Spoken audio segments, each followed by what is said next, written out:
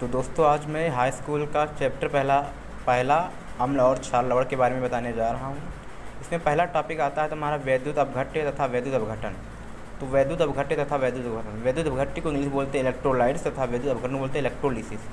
तो इसमें क्या होता है इसको अच्छे से समझते हैं। जैसे अब वैद्युत अपघट्य क्या होते हैं, तो वे पदार्थ जिनके जलीय विलयन में विद्युत धारा प्रवाहित की जा सकती है, जलीय विलयन में विद्युत प्रवाहित करने पर उनका अपघटन हो जाता है, जिसे इलेक्ट्रोलिसिस या इलेक्ट्रोलिटिक डिकम्पोजिशन कहते हैं। डिकम्पोजिशन माने तो टूटना। जैसे हाइड्रोक्लोरिक अम्ल है, इसको बोलते हैं HCl। हाइड्रोक्लोरिक अम्ल क्या है, एक्वस AQ का मतलब होता है जलीय।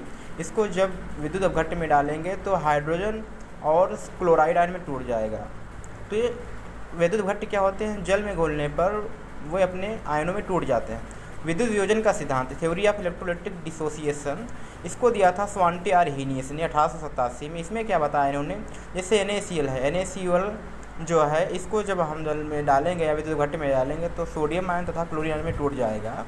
तो इसमें क्या होता है, दो प्रकार के विद्युत आवेशित कणों में टूट जाते हैं विद्युत अपघट्य का सिद्धांत। इसमें दूसरा पॉइंट ये बताया था, धनायनों के आवेशों की संख्या के आवेशों की कुल संख्या के बराबर होती है, अर्थात विद्युत अपघट्य का विलयन उदासीन होता है। अर्थात इसमें जो है सोडियम तथा क्लोरीन आयन दोनों क्या होते, दोनों उदासीन होते हैं।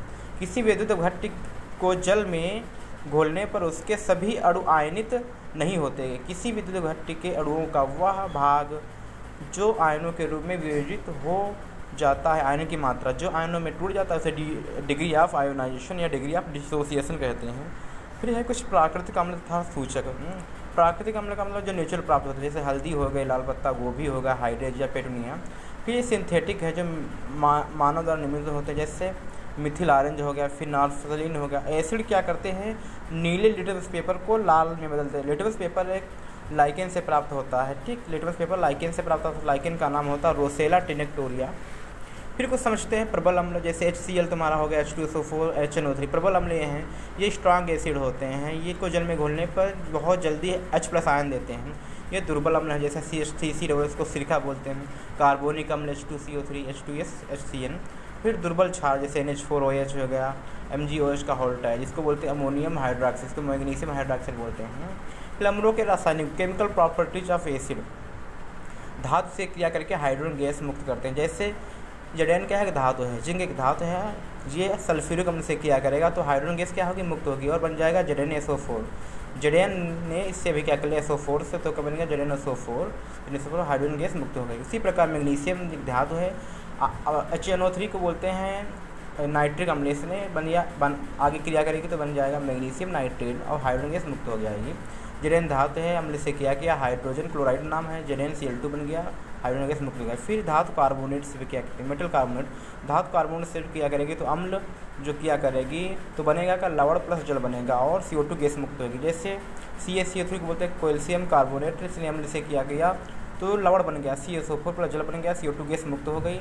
इसी प्रकार सोडियम कार्बोनेट ने जल से अम्ल से किया तो क्या बन गया, NaCl, ये लवण बन गया, लवण इसका नमक नाम होता है, H2O, CO2 गैस मुक्त हो गई। फिर रिएक्शन विद हाइड्रोजन बाइकार्बोनेट, ये क्या है, सोडियम बाइकार्बोनेट या हाइड्रोजन बाइकार्बोनेट प्लस अम्ल से भी क्या तो सोडियम क्या बन गया, NaCl क्या है, नमक है, प्लस CO2 गैस।